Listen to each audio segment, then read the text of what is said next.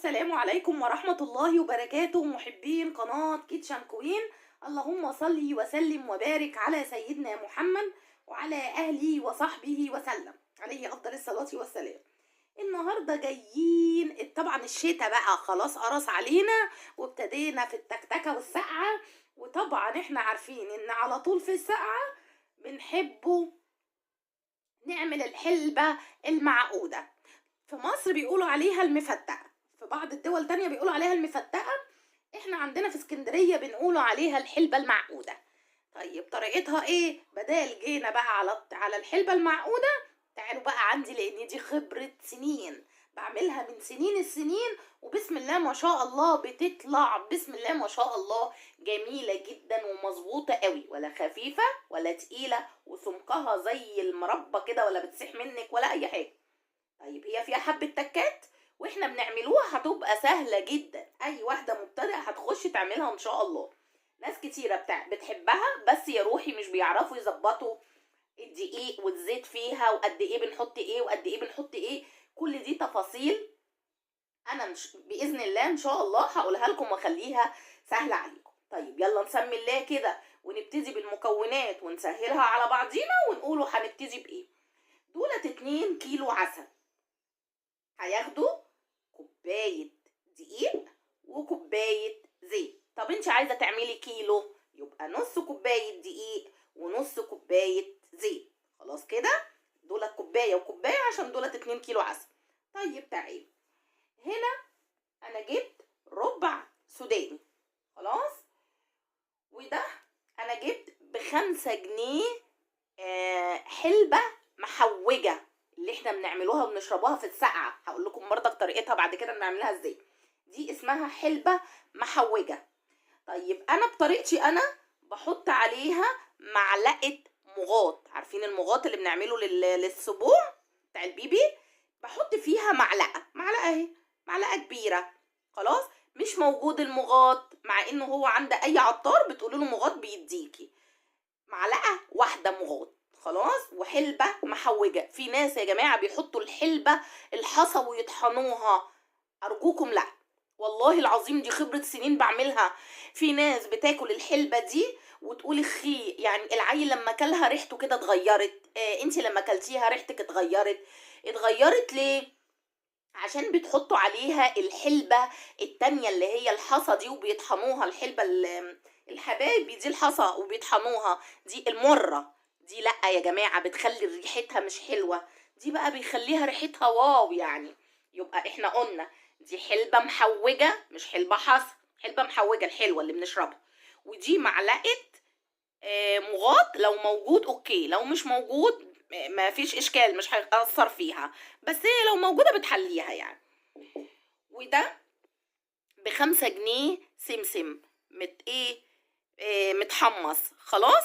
طيب في حاجة تانية، عشان الحاجة دي تنجح روحي كده العطار نضيف بيبيع الحلبة المحوجة دي، تكون ريحتها طالعة كده وجميلة محوجة مظبوط. كل ما بتجيبي حاجاتك من عطار حلو بتكون الحلبة طريقة الحلبة المعقودة حلوة معاكم ان شاء الله. كده انا عشان ما اطولش عليكم، تعالوا نقولوا الخطوات والتكات والحركات اللي جوه الوصفة، وان شاء الله تطلع سهلة معاكم. كده اهو يا جماعة، انا حطيت حلة على النار تسخن، هنزل عليها بكوباية الزيت. طبعا كوباية الزيت علشان الحلة سخنة هتسعف معانا. بصوا بتبقبق اهي.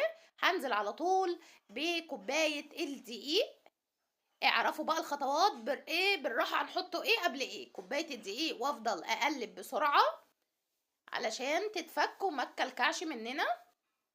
كل الدقيق اللي مكلكع ده نحاول نقلبه كويس قوي لحد ما يفك كله خالص. لحد بقى هنفضل نقلب فيه لحد لما نشم للدقيق ريحة حلوة كده، تطلع ريحته. هي لحد دلوقتي ريحته ما طلعتش، الدقيق لسه ني، احنا هنديه يا دوبك اللون الاشقر. هنفضل نقلب لحد لما الدقيق يستوي، يعني زي ما بنعمل البشاميل بتاع المكرونة. هنفضل نقلب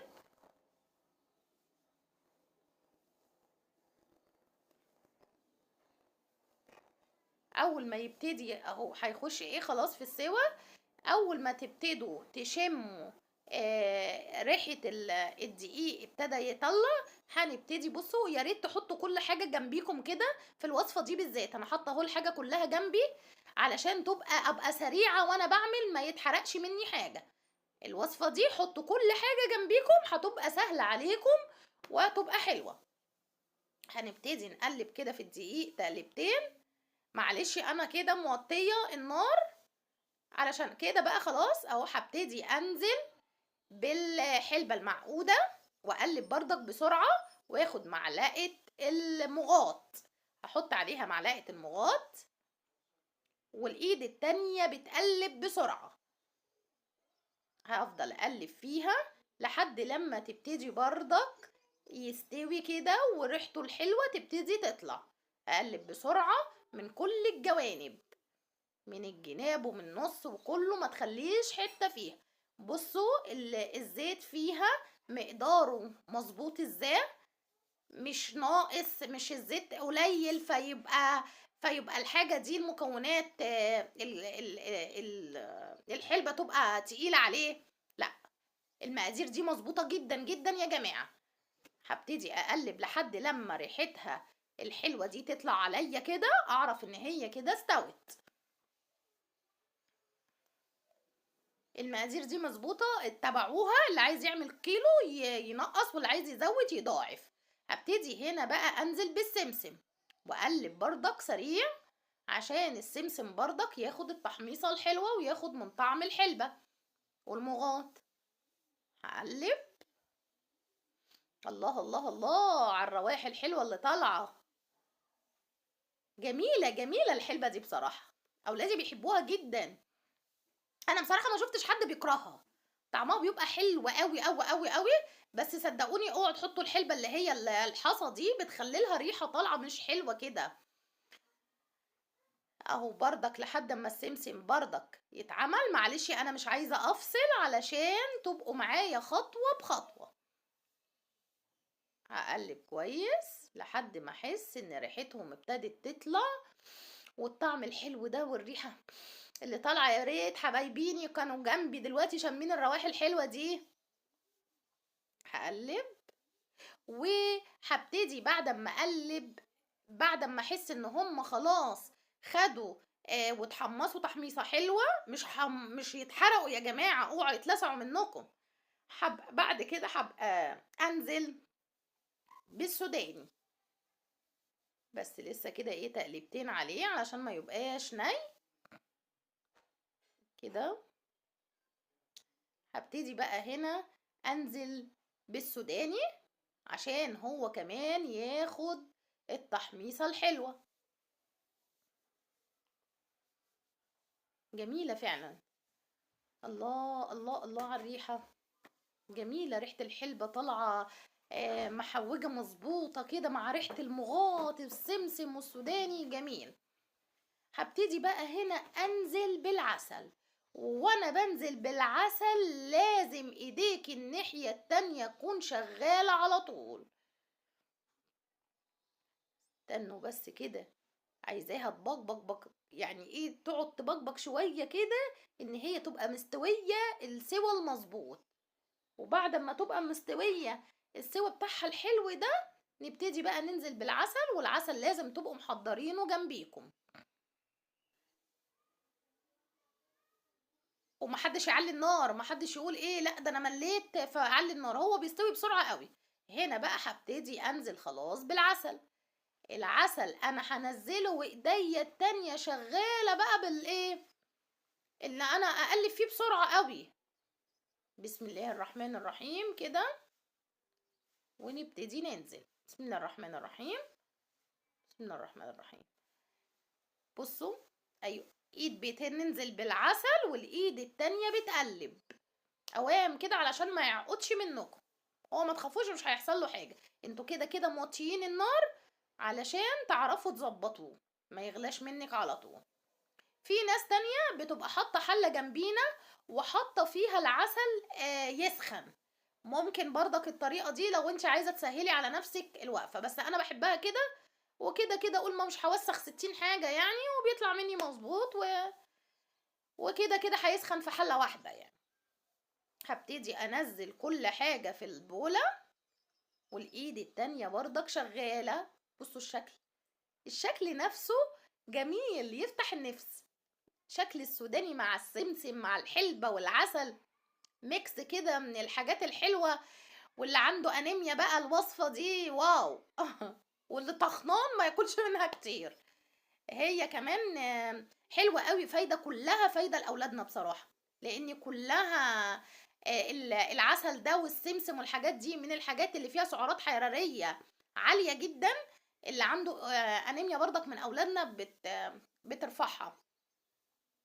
هنفضل نقلب باستمرار، ما نوقفش ايدينا، ونقلب باستمرار عشان ما يتلسعش مننا وما يكلكعش ويعمل زي السويت كده.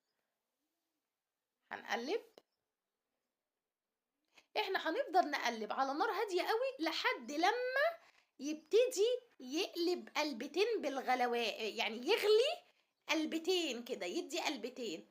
هفضل كده معاه. بصوا شكله هو كده لسه عسل، بصوا خفيف، لسه عسل، لسه ما تقلش ولا اي حاجه.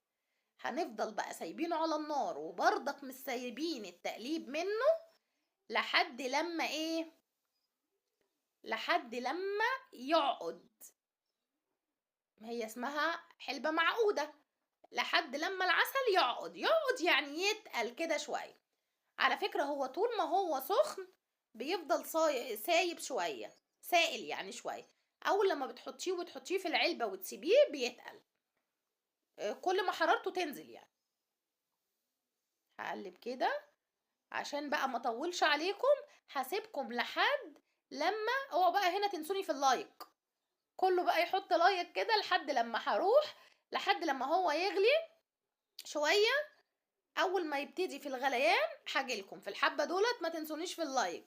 كده هو خلاص ابتدى يخش في التسويه، بس فاضله ايه، انا فتحت الكاميرا تاني علشان تشوفوا اللحظه اللي هو هيغلي فيها. انا فضلت اقلب لحد لما يبتدي ايه يغلي. عايز بس بصوا هيبتدي اهو يغلي، بس لسه ما غلاش. هبتدي برضك استمر تاني في التقليب لحد لما يبتدي يغلي. انا في الحبة اللي فصلت فيهم كنت واقفة عليه، ما خدش دقايق والله مني، ما خدش دقايق بصراحة، هو سهل جدا. هفضل اقلب لازم يغلي غلوتين 3 كده عشان يعقد. قلبه كده. عايزة بس اوريكم ازاي هو خلاص هيقلب. بصوا من الطرف كده، شايفين اللي هي بتغلي دي كده. بس حد اتلسع. انا بقى عايزة الغلوة دي 2-3 كده، مش كتير، ما تسيبوهوش كتير. من بعد ما يبتدي يسخن ويقلب كده ما نسيبوهوش كتير يا جماعة، ماشي؟ علشان ما يعقدش منكم يبقى عيب. هنقلب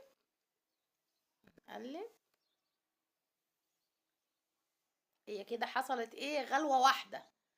انا بقى عايزة ايه 2-3 من دي. هو خلاص كده اهي، خلاص كده غلى بقى، كده غلى وبقى حلو وبسم الله ما شاء الله. هروح بقى اطفي عليه واحطه لكم، اعبيه لكم واوريه لكم عامل ازاي. انا اهو حطيتهم فرغتهم، عملوا 2 برطمان وبرطمانين كبار وطبق كبير محترم برضك. ممكن الطبق ده يعمل 1.5 برطمان من دولت، يعني لو كنت حطيتهم في طبقان كانوا هيبقوا 3 برطمانات ونص. المهم هي طالعه جميله جميله جميله. بصوا كده سمكها، عايزه اوريكم. بصوا السمك، وبصوا تخينه ازاي، ولا هي تخينه قوي ولا سايبه وسايله قوي. جميله قوي قوي يا جماعه، طالعه مظبوطه قوي ومكوناتها مظبوطه جدا. اعملوا نفس المكونات دي، ولو عايزين يضعفوها ضعفوها. تنسونيش بقى في اللايك، واللي ما اشتركش في القناه يشترك، واللي ما فعلش الجرس يفعله، ولايكات كتير وشيروا الفيديو. وما تنسونوش في اللايكات بقى كتير يا جماعة، علشان اللايك ده هو اللي بيوصل الفيديو. لو عملتوها وعجبتكم اعملوه، ما تبخلوش عليا يعني بيه. وان شاء الله ان شاء الله تعجبكم، وان شاء الله تنفذوها وتطلع كمان احسن من بتاعتي. والسلام عليكم ورحمة الله وبركاته.